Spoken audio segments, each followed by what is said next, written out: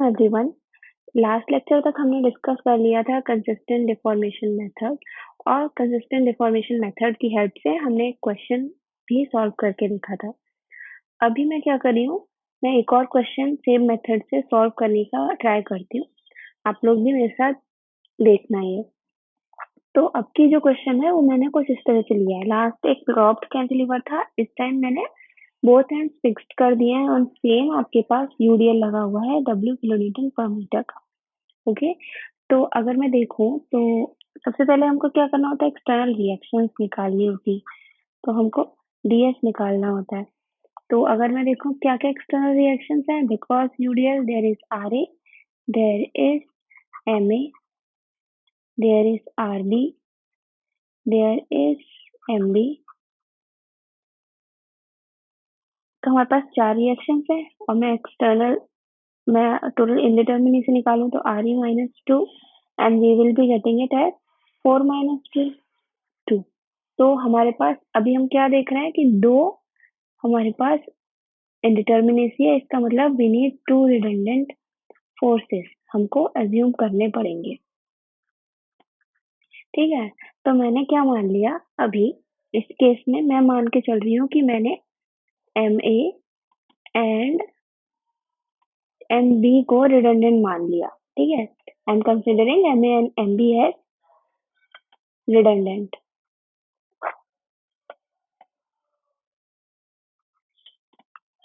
ठीक है, तो अगर मैं एम ए और एम बी को रिडंडेंट मान ली हूँ तो मेरे को कंसिस्टेंट डिफॉर्मेशन में क्या करना था, एक बार रिडंडेंट हटा के सिर्फ एक्सटर्नल लोडिंग लगा लो और डिफॉर्मेशन चेक करो।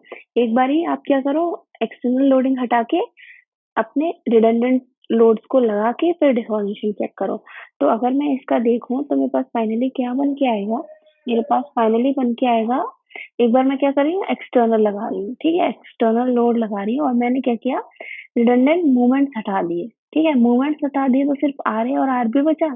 तो मैं क्या मान सकती हूँ कि ये हिंज हो गया ना, फिक्स्ड से हिंज में चेंज हो गया क्योंकि मैंने मूवमेंट्स हटा दिए। और मैंने क्या बोला, सिर्फ एक्सटर्नल लोडिंग है। ठीक है, और फाइनली मैंने क्या बोला कि अब क्या होगा, इससे एक डिफॉर्मेशन आ जाएगा हमारे पास, इस तरह से कोई डिफॉर्मेशन आ जाएगा। और वो डिफॉर्मेशन क्या आएगा, अगर मैं यहाँ देखूं तो एम ए की डायरेक्शन में मैं देखूं तो मेरे को यहाँ पे ये मिल सकता है थीटा ए। ठीक है, मैंने इसको 1 बोल दिया, थीटा ए 1। सिमिलरली यहाँ पे देखा तो ये क्या हुआ, थीटा ए 2, ए सॉरी थीटा बी 2, बी 1 है, ये थीटा बी 1। ठीक है, तो आपका ये थीटा बी 1 हुआ। और दूसरा आपका क्या होगा, आप क्या करोगे, पहला तो मैंने एक्सटर्नल लोडिंग लगा दिया था। सेकंड मैंने बोला कि मैं क्या कर रही हूँ, अब मोमेंट लगाऊंगी। ठीक है, यहाँ का मैंने मोमेंट रिलीज कर दिया, यहाँ पे मैंने मोमेंट लगाया हुआ है। अब मोमेंट लगाया हुआ हुआ है, मैंने बोला कि मैंने मोमेंट लगा रखा है। ठीक है, एम ए, इसकी वजह से मुझे देखना है, अगर मूवमेंट लगा रखा है तो यहाँ पे एक बचा आर ए, तो आर ए की वजह से क्या मिल रहा होगा, हिंज मिल रहा होगा। और यहाँ पे भी मैंने हिंज कंसीडर किया है क्योंकि यहाँ का मूवमेंट अभी मैं कंसीडर नहीं करी, एक बार में एक ही रिडंडेंट लेना है हमको। तो मैंने क्या किया, मैंने इस मूवमेंट से क्या देखा कि ये जो है कुछ इस तरह से हॉगिंग वाला सिनेरियो बन रहा है। ठीक है, हॉगिंग वाला सिनेरियो बना और इसके बाद हमने देखा कि हमारे पास ये कितना आया, मैंने देखा कि मेरे को ये आया थीटा ए 2 और मैंने यहाँ पे चेक कर लिया, मेरे पास आया थीटा बी 2। ठीक है, अब एक और सीन बचेगा हमारे पास, ये हो गया ऐड होगा। ठीक है, प्लस अब एक और चीज ऐड करेंगे हम, क्या, अब क्या किया, मोमेंट एट ए देखा था, अब मैंने क्या किया, मोमेंट एट बी लगा दिया। मैंने बोला कि मोमेंट एट बी लगाया मैंने, और इसकी वजह से अब मुझे क्या देखना है, मुझे देखना है कि कैसे डिफॉर्मेशन आ रहा है। तो डिफॉर्मेशन आपका फिर से अपवर्ड आएगा। ठीक है, और अब की टाइम जो मैं थीटा ले रही हूँ वो मैंने थोड़ा सा गलत बन गया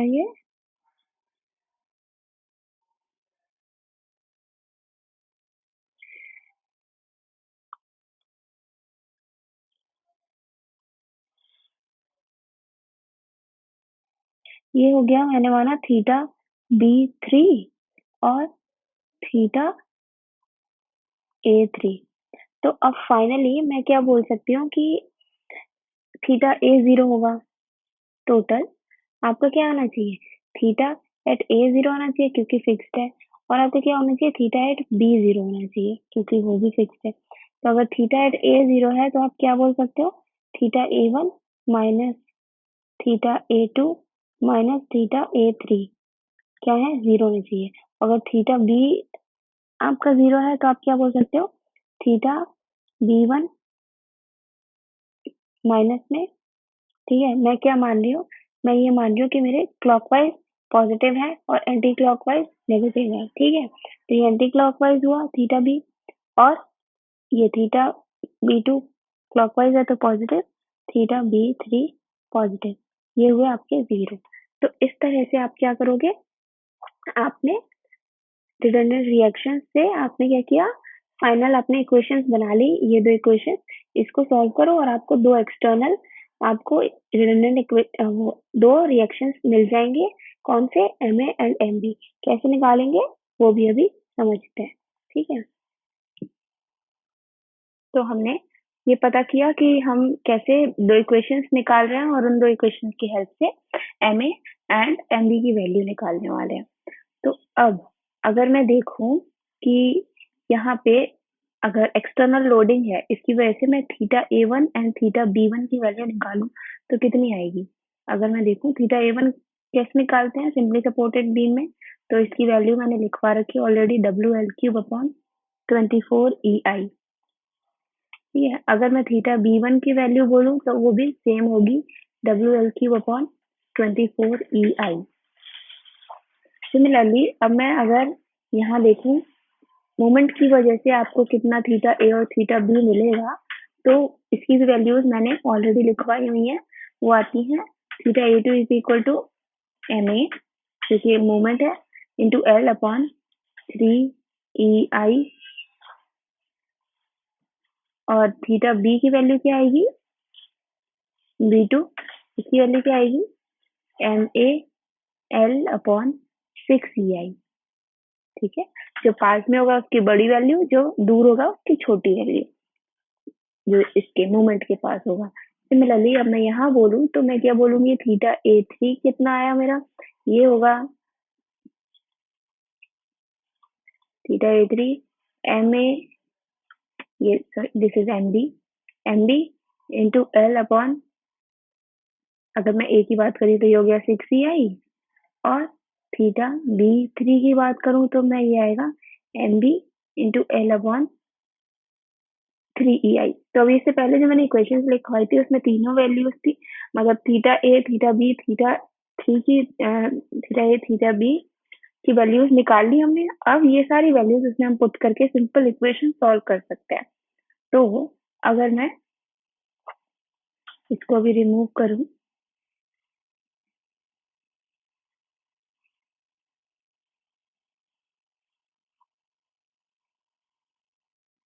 तो मेरे पास पहली इक्वेशन क्या थी? थीटा A इक्वल टू 0, तो आया था theta A1 minus theta A2 minus theta A3 equal to 0। तो थीटा A1 की वैल्यू हमने कितनी निकाली थी? WL³ अपॉन 24 EI, और थीटा A2 कितना था? MA L/3 EI, और अभी मैंने थीटा A3 देखा था MB L/6 EI। ये सब होके मिलके आपका 0 आना चाहिए। तो अगर मैं क्या करूँ? ये EI कैंसिल हो गया, 3 2, और ये 8 हो गया, है ना। और आपके पास ये L और L कैंसिल होके L² आ गया, ठीक है। तो आप फाइनली अगर आप बोलना चाहो तो क्या लिखोगे? WL² कितना होगा? ये आपका हो जाएगा, ये दोनों नेगेटिव है तो ये उधर गए, तो आपका क्या हुआ? 8 Ma प्लस आपका 4 यहाँ पे है, तो आपका आया 4 MB। ठीक है, तो ये आपकी पहली इक्वेशन बन गई। आप इसको बोल सकते हो इक्वेशन नंबर 1। सिमिलरली आपने क्या देखा था, थीटा b इक्वल टू 0 की इक्वेशन देखी थी, तो उसमें मैंने बोला था थीटा b1 नेगेटिव होगा because of anti clockwise, plus theta b2 plus theta b3 equal to 0 माना। अब मैं वैल्यूज पुट कर दूं, WL cube upon 24 EI plus MA L upon 6 EI plus MV L upon 3 EI कितना आया है, equal to 0।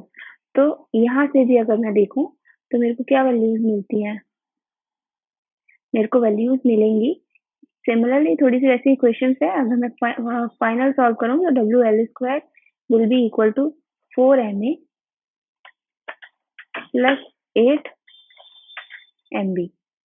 तो अब आप यहाँ क्या देख रहे हो, आपके पास MA एंड MB के टर्म्स में दो इक्वेशंस हैं, उसको सॉल्व कर लो और आप MA और MB की वैल्यूज निकाल लोगे।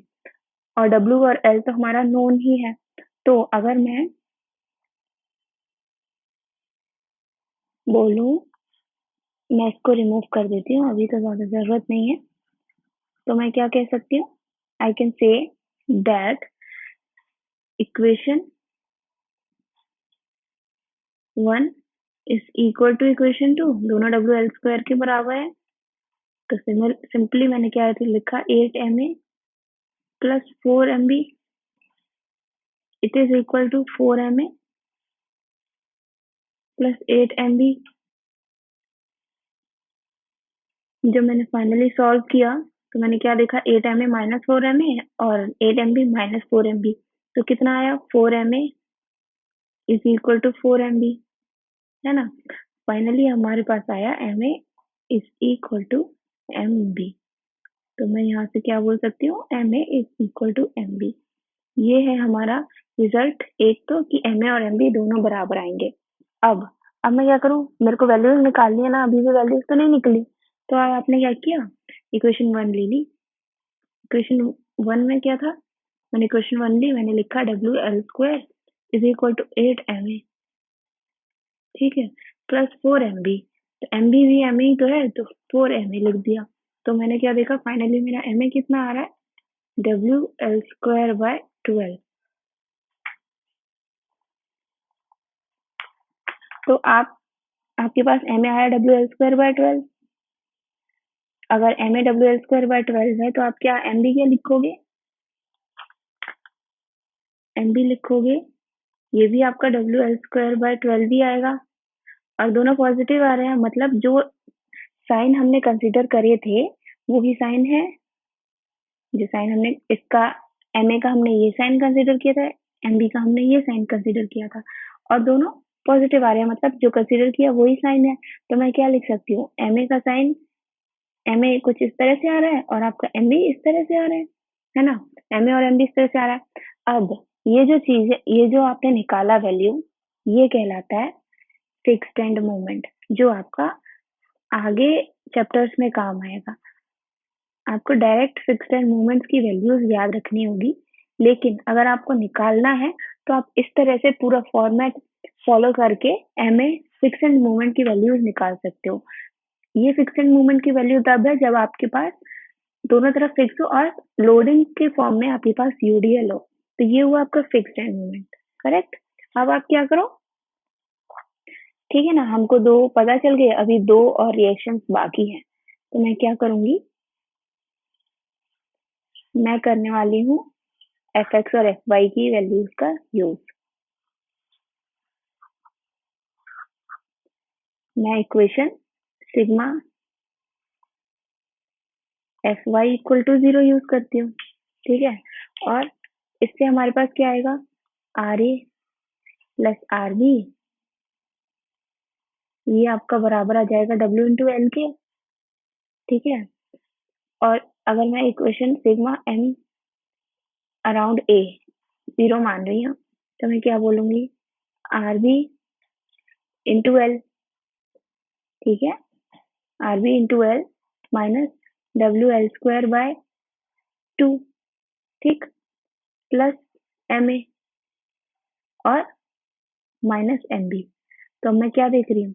MA और MB बराबर ही थे ना, तो ये कैंसिल हो गए, कैंसिल हो गए। तो आपके पास फाइनल क्या बचा? ये L से एक L कैंसिल हो गया, तो आपके पास RB की वैल्यू आ गई WL बाय 2 और RA plus RB is equal to WL। तो आप क्या देखोगे कि आपके पास RA की वैल्यू भी आएगी WL बाय 2। तो आपने दो और इक्वेशन सॉल्व कर ली, दो और आपने एक्सटर्नल फोर्सेस निकाल लिए। तो आपके पास 4 अननोन्स थे, आपने 4 अननोन्स निकाल दिए, एनालाइज हो गया आपका फाइनली स्ट्रक्चर।